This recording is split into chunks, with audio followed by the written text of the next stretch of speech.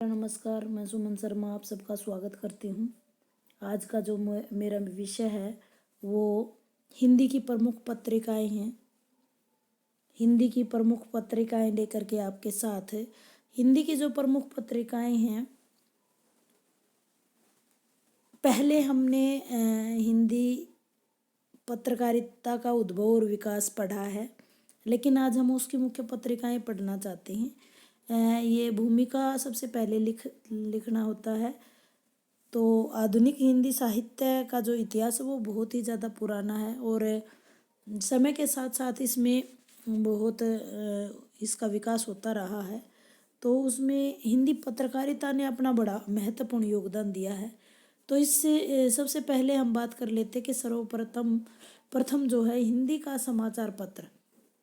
देखिए, और तो आपको ने पता ही होगा कि जेम्स हिक्की ने बंगाल में पहला पत्र निकाला था, लेकिन वो अंग्रेजी भाषा में था। ये हिंदी भाषा की बात हम कर रहे हैं तो 30 मई 1826 में उतंड मारतंडे नाम का पत्र निकला था, जो कि कोलकाता से निकला था। और इस दिन 30 मई 1826 को निकलने की वजह से 30 मई को राष्ट्रीय पत्रकारिता दिवस भी मनाया जाता है। आइए कुछ पत्रिकाओं की बात हम कर लेते हैं। देखिए, इस डायग्राम के माध्यम से हम पत्रिकाएं जान लेते हैं कि कौन कौन सी है। यहाँ सारी नहीं, प्रमुख पत्रिकाओं की बात की गई है। तो प्रमुख पत्रिकाओं में हम यहाँ से शुरू करेंगे जहाँ से पत्रकारिता की शुरुआत होती है। तो 1867 में, एक बार थोड़ा सा बैकग्राउंड में आपका बना दूं कि 1867 में कवि वचन सुधा, जो कि पहली भारतेंदु युगीन पत्रिका रही है, भारतेंदु की ही पहली पत्रिका है ये। 1867 से लेकर के 1900 तक का समय हम इसमें मानते हैं। दूसरा, हम 1900 से लेकर के 1920 तक के, जिसमें सरस्वती नाम की महत्वपूर्ण पत्रिका रही है। 1920 से लेकर के 1950 तक के समय को हम आगे के उसमें ले लेते हैं। और 1950 से लेकर के अब तक का ये मुख्य पड़ाव हैं। हम पहले, दूसरे और तीसरे, मैं ये सनों को क्यों बांटती हूँ, क्योंकि जब तक आपको टाइमलाइन पता नहीं होती है तब तक आप अच्छे से अध्ययन नहीं कर पाते हैं। एक टाइम के अनुसार पढ़ना जो है वो सीक्वेंस में चीज़ें याद भी हो जाती हैं और चीज़ों को टुकड़ों में बांटने से अच्छे से माइंड में कई दिन तक चीज़ें रहती हैं। तो आइए बात करते हैं। पहली जो पत्रिका है वो कवि वचन सुधा है, जो कि भारतेंदु हरिश्चंद्र जी की है। आगे हम इस में पढ़ते आएंगे। हिंदी प्रदीप, आनंद, कादम्बनी, ब्राह्मण, सरस्वती, प्रताप, मर्यादा, सुधा, माधुरी, हंस, मतवाला, विशाल भारत, चांद, कल्पना, आलोचना और धर्मयुग। देखिए, यहाँ हम भारतेंदु से चले हैं। ये पहली जो 4 पत्रिकाएं हैं वो भारतेंदु युगीन हैं। इसके बाद जो द्विवेदी युगीन है, फिर उसके बाद हम 1950 तक की आ जाती हैं और उसके बाद ये समकालीन पत्रिकाओं की बात हो जाती है। तो इस प्रकार से इस डायग्राम के माध्यम से हमने मोटी मोटी चीज़ें देख ली हैं। आइए एक एक पत्रिका के बारे में जान लेते हैं। सबसे पहले कवि वचन सुधा की बात करते हैं। भारतेंदु हरिश्चंद्र जी ने इसका प्रकाशन 1867 में किया था। जैसे मैंने आपको बताया कि जो हिंदी की पत्रकारिता है वो मुख्यतः जो शुरू हुई है वो 1867 में। और शुरुआत में ये मासिक थी, बाद में कुछ समय के बाद इसको पाक्षिक कर दिया गया। पाक्षिक का मतलब 15 दिन होता है, मासिक का मतलब 30 दिन में, और साप्ताहिक जो कि 1 वीक में, एक सप्ताह में निकलनी शुरू हो गई। बहुत बार वस्तुनिष्ठ प्रश्नों में, जहाँ भी प्रतियोगिता परीक्षाएं होती हैं, वहाँ ये प्रश्न पूछा जाता है। और भारतेंदु की पहली पत्रिका भी ये है। इसके अलावा बाला बोधनी और हरिश्चंद्र चंद्रिका भी उनकी पत्रिकाएं हैं। इस पत्रिका में जैसा आपको पता है कि आरंभिक अंकों में गिरिधर का नुहूस नाटक, जो कि पहला नाटक माना जाता है, चंद कवि का रसो, कबीर की साखियाँ, दोहे दोहे व गुलिस्ता का हिंदी अनुवाद जैसी रचनाओं का प्रकाशन हुआ।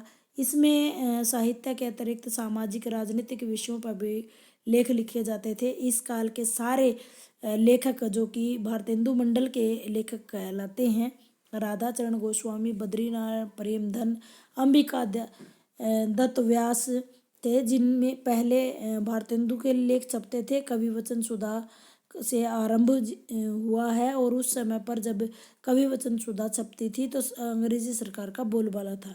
इस पत्रिका में से भारतीयता आनी लोगों में शुरू हुई, नई चेतना का संचार लोगों में हुआ। इस पत्रिका ने हिंदी के विकास में महत्वपूर्ण स्थान प्रदान किया है। अब हम बात करते हैं दूसरी पत्रिका की, जो कि जिसका नाम हिंदी प्रदीप है। प्रदीप, जो कि बालकृष्ण भट्ट द्वारा निकाली जाने वाली पत्रिका है और मासिक पत्रिका है। इसका प्रकाशन बालकृष्ण भट्ट ने ही किया है। इसके मुख्य संपादक रहे हैं। हिंदी साहित्य में क्रांतिकारी घटना मानी जाती है। यह पत्रिका कवि वचन सुधा के कदमों पर ही चली। इसका उद्देश्य हिंदी भाषा का प्रचार प्रसार करना था, और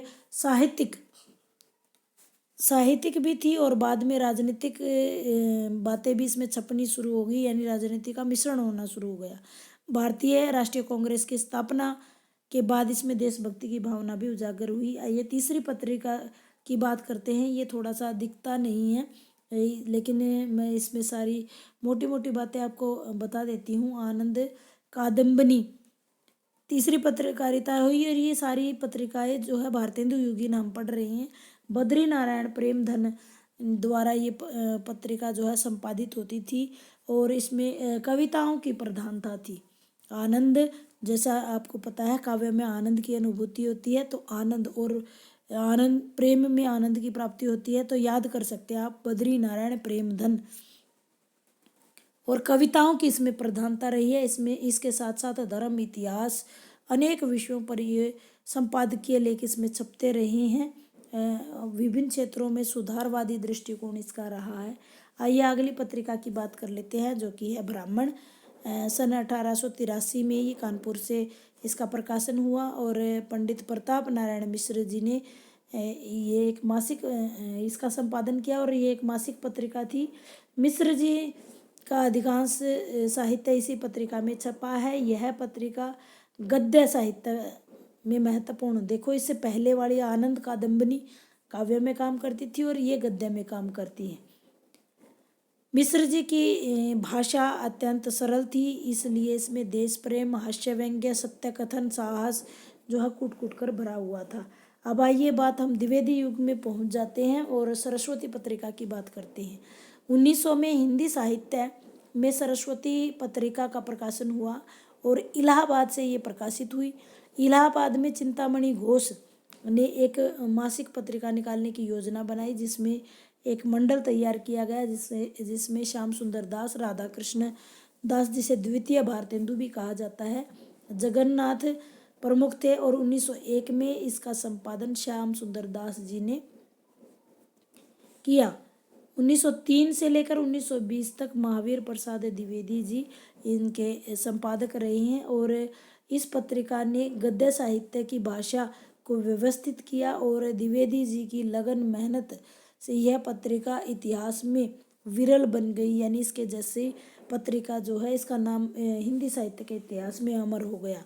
यह गद्य और पद्य के लिए खड़ी बोली को इन्होंने चुना, और इस पत्रिका का हिंदी साहित्य में महत्वपूर्ण योगदान रहा है। अगली पत्रिका की बात कर लेते हैं, प्रताप की। हिंदी का समाचार पत्र था, और 1913 में गणेश विद्यार्थी द्वारा कानपुर से निकाला जाता था। यह पत्र जो है अनेक पत्रकारिताओं के आस्था और भक्ति का प्रतीक था, ये भक्ति और शक्ति का प्रतीक था। प्रताप प्रेस ने भी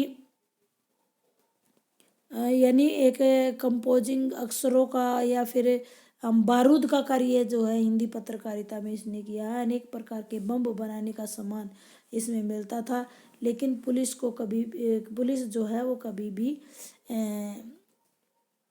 इनको पकड़ नहीं पाई। गणेश शंकर विद्यार्थी जी को 1929 में 5 बार वो उन्हें जेल जाना पड़ा, लेकिन विद्यार्थी बिना डरे निष्पक्ष रूप से पत्रकारिता निकालते रहे।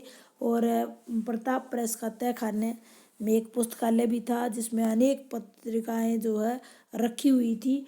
प्रताप प्रेस की जो बनावट थी वो ऐसी थी कि इसमें छिप कर रहा जा सकता था, और फिर सघन बस्ती में किसी एक मकान से दूसरे मकान की छत पर आसानी से जाया जा सकता था। और बनारस षड्यंत्र से भागे सुरेंद्र चंद्र भट्टाचार्य भी इसी प्रकार से यहाँ पर रहे थे और इसके उप संपादक भी रहे थे। अगली पत्रकारिता की सीरीज में अगले पत्र की बात करते हैं, तो अगला पत्र है मर्यादा। 1911 में मासिक पत्रिका का प्रकाशन हुआ और इसका संपादन महामना कृष्णकांत मालवीय जी ने किया, जिसके चंद्रधर शर्मा गुलेरी ने कई विशेषांक लिखे गए। इसका प्रवासी विशेषांक 1919 में निकाला गया, जिसके सहयोगी पांडे बेचन शर्मा और भगवती प्रसाद तिवारी थे। अगली पत्रिका की बात कर लेते हैं, माधुरी, जो कि 1922 में नवल किशोर द्वारा इसका संपादन हुआ। और माधुरी अपनी ऐतिहासिक सामग्री, साज सज्जा और विस्तृत कलेवर की दृष्टि की एक सर्वश्रेष्ठ पत्रिका कही जाती है। 1927 में प्रेमचंद ने भी इसका संपादन किया और साथ में कृष्ण बिहारी मिश्र जी ने भी इसका संपादन कार्य किया है। आइए बात कर लेते हैं अगली पत्रकारिता के अगले पड़ाव की तरफ, सुधा पत्रिका की, जो कि 1927 में दुलारे लाल भार्गव द्वारा लखनऊ से प्रकाशित हुई। बाद में यह पत्रिका जो है बंद हो गई और 1934 में इसे पुनः मासिक बना दिया गया। और कई लेखकों ने, जैसे प्रेमचंद, मैथिली शरण गुप्त और भगवती चरण वर्मा जी, इसके संपादन करते रहे हैं। अगली जो महत्वपूर्ण पत्रिका है, लेकिन इससे स्पष्ट दिखाई नहीं दे रहा है, ये फोटो में दिक्कत है कुछ, मतवाला पत्रिका की बात करते हैं। मतवाला, जो कि 1923 में महादेव प्रसाद द्वारा निकाली गई। इसके जो मतवाला नाम के अनुसार ही इसमें हास्य व्यंग्य बहुत ज़्यादा प्रकाशित होते थे। इस पत्रिका से ही निराला को उसका नाम मिला है। शिव पूजन सहाय ने इसमें बहुत ज़्यादा मेहनत की है। प्रकृति के स्वच्छंदतावादी जो चेतना स्पष्ट हुई है वो इसी के कारण हुई है। आइए अगली पत्रिका की बात कर लेते हैं, विशाल भारत। यह पत्रिका 1928 में कोलकाता से प्रकाशित हुई। इसके पत्रकार जो है रामानंद चट्टोपाध्याय इसका संचालक थे। और हिंदी की प्रसिद्ध गांधीवादी पत्रकार जो है बनारसी दास चतुर्वेदी जी थे। विशाल भारत में मूल उद्घोष, सत्यम शिवम सुंदरम आदि विषय, उग्र जी की कथा साहित्य भी इसी में उकेरे गए हैं। अगली पत्रिका जो है चांद है। चांद प्रेस लिमिटेड, चंद्रलोक, इलाहाबाद, 1922 से 1938 तक मासिक रही। बाद में ये साप्ताहिक रूप से प्रकाशित होती रही। इसके संपादक जो है राम रख सहगल थे और मुख्य उद्देश्य इसका पाठकों की रागात्मक वृत्ति और उत्तेजित करना उसका मुख्य उद्देश्य था। चांद के अनेक विशेषांक प्रकाशित हुए और जिसे विशेषांक 1928, मारवाड़ी 1929, समाज का अंक 1930, इस प्रकार से बहुत सारे विशेषांक प्रकाशित हुए हैं। और महादेवी वर्मा भी इसकी संपादक रही हैं। हंस पत्रिका को प्रेमचंद ने 1930 में बनारस से निकाला था और हंस पत्र के माध्यम से वे बताना चाहते थे कि मेरी बड़ी आकांक्षा हो देहात में बैठकर जीवन बिताऊं।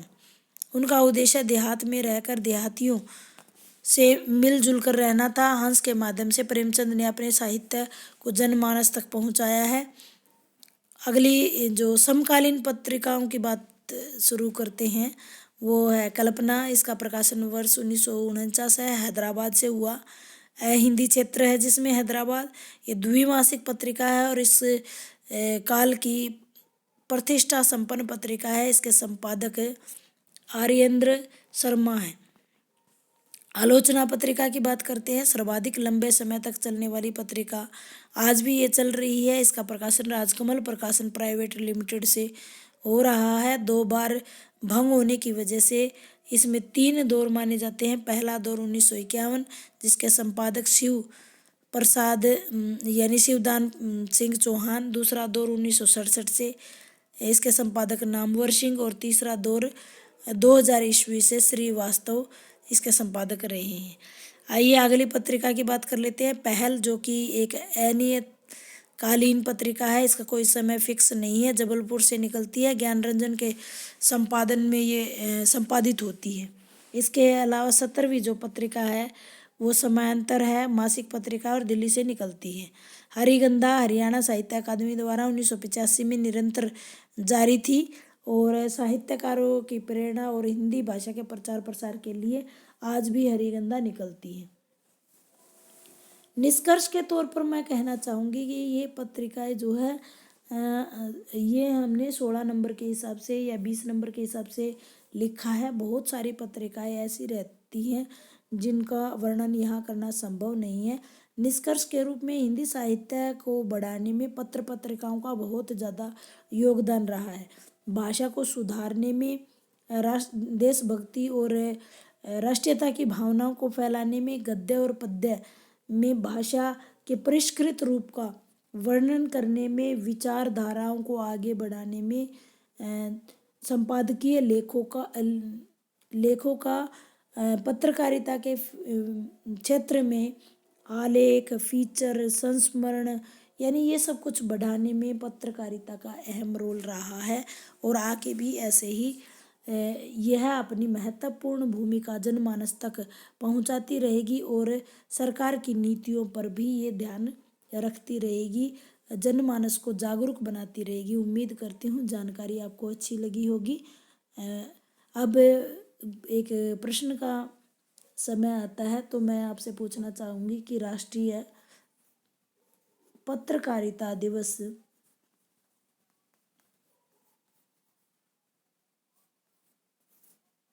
कब मनाया जाता है?